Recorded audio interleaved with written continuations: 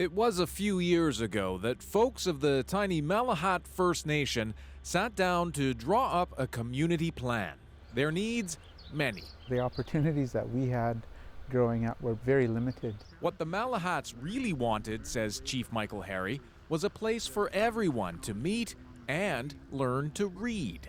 We needed a spot for the sole purpose of a literacy center, learning and technology and cultural ways. At the early stage, it was like, wow, it feels like it's going to be impossible. The chief applied to federal and provincial governments for funds, no luck.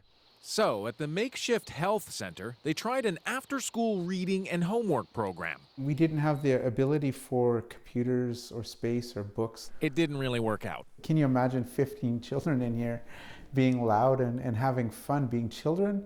It creates a bit of a challenge for the work environment here and no real purpose and feeling of an after-school program. Please join me in a very warm welcome for His Honor and Bob Blacker. Enter an unlikely duo, a judge and a former cop.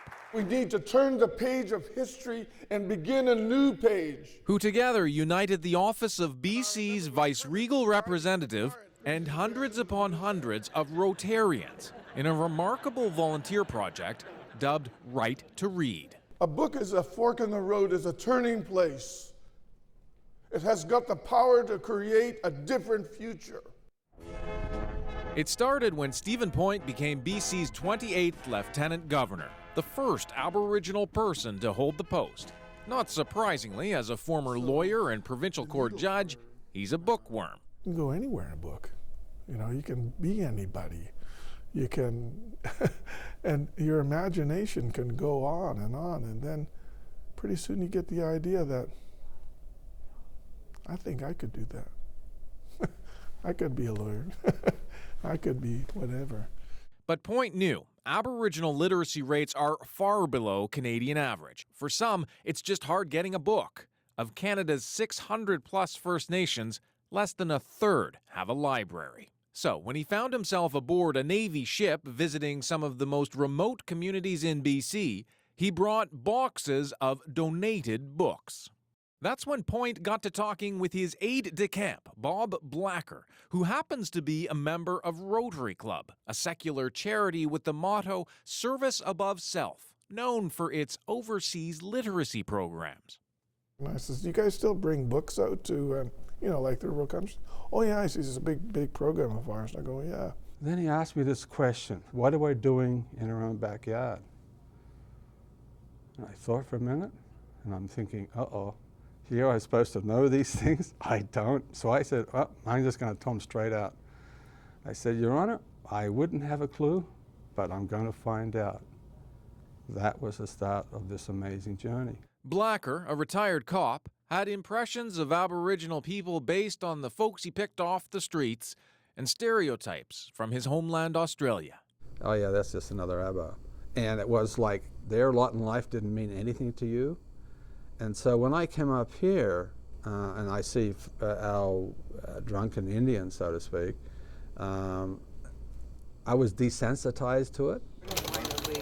But he set to work. He quickly recruited a team of retired librarians who began seeking book donations for First Nations. And you just sort of slip her in there and then behind. And the books began pouring in. And we said, well, what are you going to do with them? Are you going to put borrowers cards, pocket spinals, or, call numbers, separate them all out? And they just sort of, oh. So we said, well, if you want a hand or if you want to know how to do it, just give us a call. And they did. And 2 years later, we're still doing it. This donated storage locker became headquarters, but the project took on a new scope when a free trailer was offered up. They trucked it to the isolated community of Tusi. Folks here had to drive an hour to take kids to a library, which they did once a week. Suddenly, they had their own. The trailer got here one day, and then the next day they had it set up, and the next day we had the grand opening. It happened fast because community members and Rotarians all pitched in to help. Thank you for all the books, and we'd sure like to have more. That success translated into more donations, trailers, books, labor. Companies joined in. as did First Nations with their own contributions to a library. Prepare the site, get the electricity, but also to have a member of your community that we can train to be the library technician, to look after the books. When Right to Read arrived at the Malahat First Nation, so did an architect, donating his time to imagine what 2 trailers and a library might become. This feeling is to give us like the longhouse feeling. The wood is fantastic. Yeah. As we leave the traditional feeling space, we end up coming to where the library and literacy center is going to take place. The entire space built from donated services and fundraising. For you, not having government support has been an important part of this project now.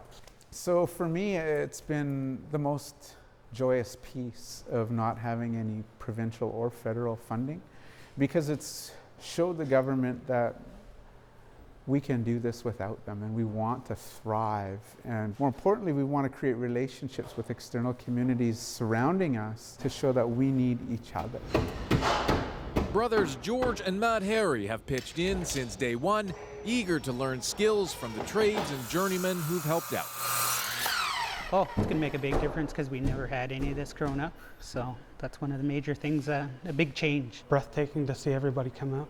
Come together and work on the building. Yeah. Every single part of this building, a lot of people put their sweat and tears into this building. Okay, this one is heavy. And of course, there will be books. Plenty of them.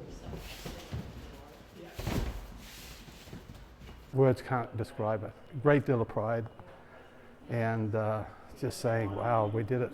We did it. All of us did it. And that's what it's all about. Where do you get your books from? Can we help? Stephen Point finished up as Lieutenant Governor 2 years ago. He was recently reappointed as a provincial court judge. But Judy Cochon, BC's current Lieutenant Governor, enthusiastically endorsed Right to Read. So far, 6 libraries have been opened. 6 more are on their way. 30,000 books in all. It is, perhaps, a new story for the kids. It's connecting these folks. It's breaking down barriers that should never have been there. And they're coming out to the community for the first time, and they're saying, we want to help. And we can make a better difference by just changing our story. Or reading a book. Reading a book.